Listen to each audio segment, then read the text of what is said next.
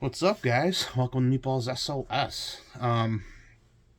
So I came across a really cool flint and steel kit.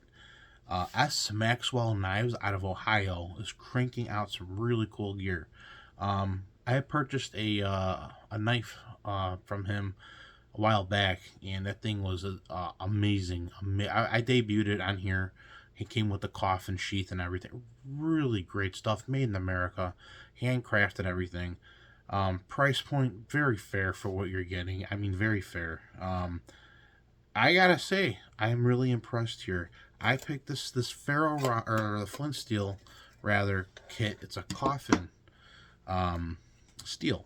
Okay, it's a 1/4 inch thick. It's got a little lanyard loophole. All right, there. Let me get zoom in up there for you. Little bow drill notch right there. Okay, it's made out of 8670 steel, heat treated finish.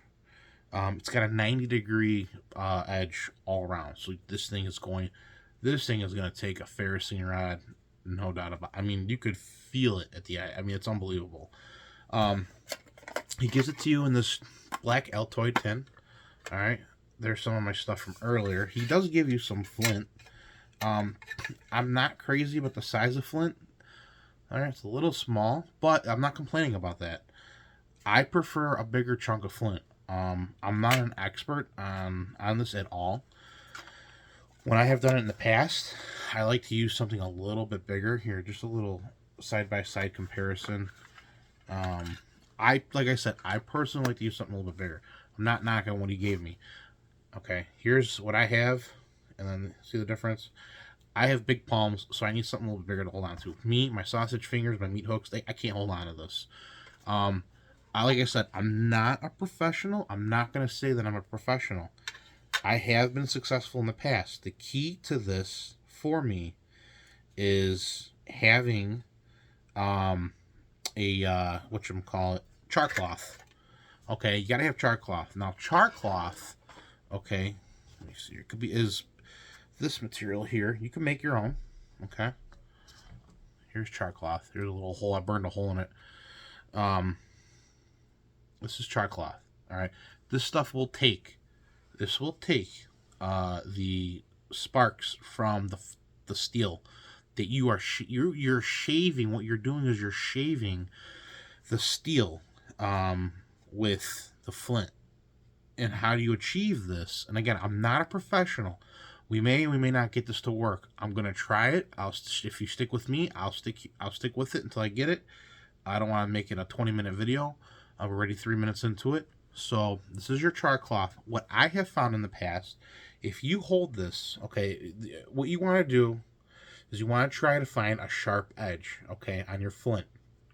When you've established that, I believe it's a 40-degree angle, okay. When you have established that, and it's not easy to do, guys. I'm not saying I'm a professional. I got this more so for a ferrocene rod, to use it in conjunction with the ferrocene rod. But the flint that you get, you got to feel around for it. There's some sharp edges. When you find that edge that you like and you're okay with, and you want to rock and roll with it, like I think I found one here. It's a little weird. I'm gonna have to come on a weird angle, maybe here. You wanna. What's nice about this coffin design is as you're coming down, you're not hitting it. You're not going into it. You're just like a sweep or a swipe rather, like you're swiping a credit card kind of ordeal. And it should be very minimal. See that? Very minimal effort to get it going with a spark. Now, you're not going to get it every time. I'm not a professional. Like I said, I need lots of practice doing this. But just for argument's sake, okay, I like to cheat. Remember, I'm all about practical survival.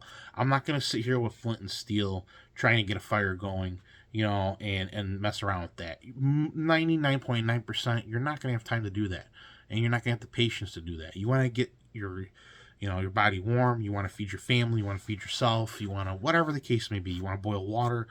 You're not going to sit and mess around with this. But if this is all you have to go with, or you have on you, it's just another form or method, rather, of doing it. Now, I wasn't going to turn this into a flint and steel video, but it seems like it's going that way. I like to cheat it, and I like to take what I have here against it, okay, and put it in the back. Well, why? When I go to strike, it's going to send a spark, and it's going to hit that char cloth, and what it's going to do is it's going to disperse. As it disperses, it's going to glow, and what you want to do is fold your... I use jute rope, and what I do is I pull it apart. You can use punk, you can use all kinds of stuff. I've got some wood shavings mixed in that I harvested myself. Collected from a chainsaw. It's oak dried, really dried stuff. It's great. And I kind of just throw that in the mix. A lot of people are going to be like, oh, it's overkill. I don't care. Okay, that's what my channel is all about. Practicality, not, technicality. Ooh, I like that. So anyways, you're going to have pieces of stone flying all over the place. It's just going to happen. When your stone starts to fade away and it's no longer safe to start trying to strike with, just get a new one.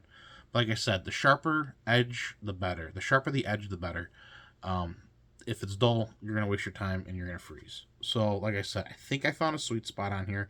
I've been going at it, and I've actually whittled this thing down half of its size, unfortunately. I struck it really hard, and I cracked it in half, but that's okay. This is an old piece, and I did that with this guy. A lot of you guys are probably familiar with this, but we're not using that today. We're using this today. Okay, so maybe I get lucky on this video. Let's see.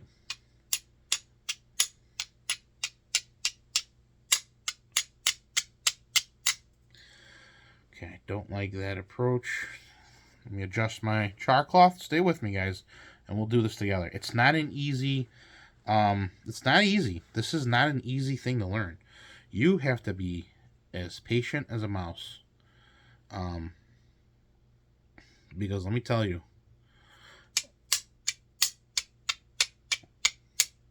on my end, I'm getting a spark. You're not going to see it on video. Oh.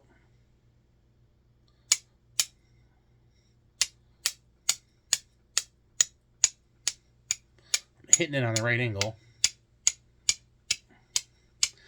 All I need is to get a lucky spark to form on the the char cloth. So we're gonna keep going with this. All right, we're 7 minutes in, we're actually 8 minutes into it. Ah, ooh, was a close one. And I'm not hitting it that hard, as you can see.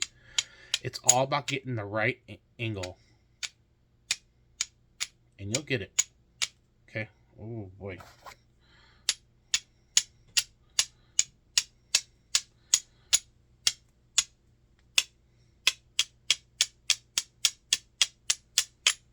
Nah, this angle is better.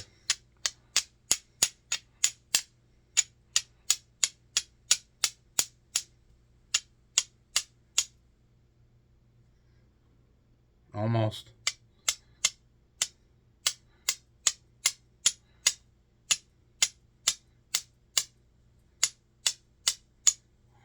Okay. Well, like I said, I'm not a professional. I got really lucky earlier, and I didn't get it on video, unfortunately. And I had it going, and I don't know what I did with my debris. I wanted to show you guys, but that's what my tin looks like afterwards. I got super lucky, you guys. It's just the way I had everything angled. My char cloth is falling apart. It's old stuff. I gotta make some new stuff. I don't want to burn my gloves. Alright, hold on a second. Let's readjust ourselves. Shit. Don't want to start a massive fire. Okay.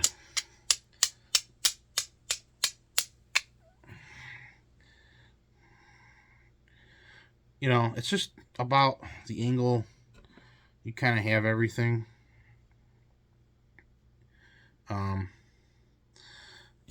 You might get lucky. My char cloth is falling apart on me, unfortunately. Let's see if I got some more in here. I probably do.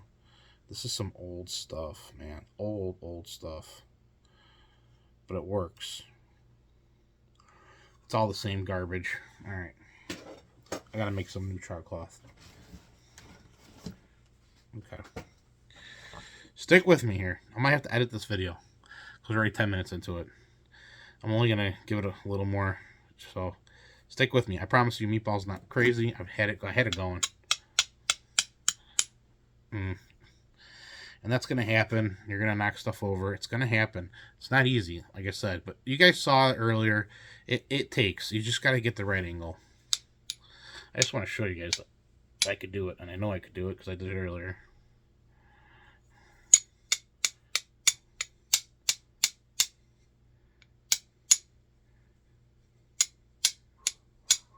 Ooh.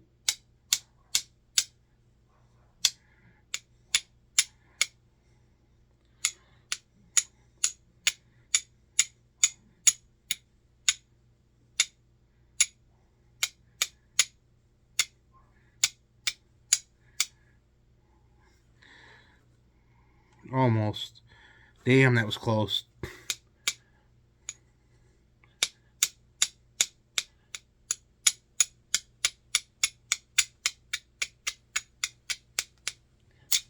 Ah.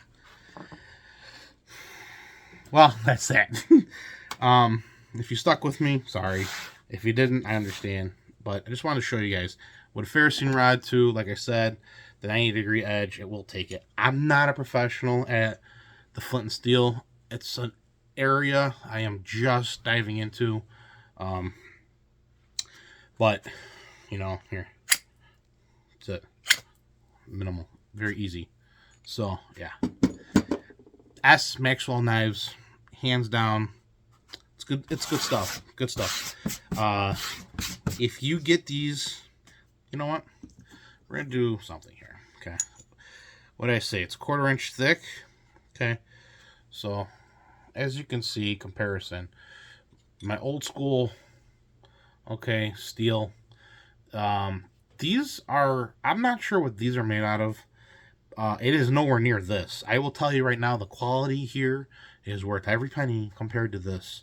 If you get one of these guys, make sure you're buying a good one. Probably the same model, the 8670, and make sure it's hardened or heat treated finish. This guy don't look all that hot. I think somebody might have casted this, to be honest with you. This is probably exactly what this is. This is some kind of cast BS. I don't know what this is. It's definitely not hardened, I'll tell you that much. I've broken like 3 of these before, so just the difference. And this is like, dude, I can knock you out with this thing. This thing that hits you, not gonna do nothing. There's some serious weight. Feels good in the palm, like I said. But yeah, if I get this thing going, I will do a quick video and show you guys that I got it going. Whether you believe me or not, it's totally up to you. But I had it going earlier, and my wife yelled at me because she thought I was gonna burn down the house. So, anyways, stay safe. Thumbs up. Thanks for sticking with me.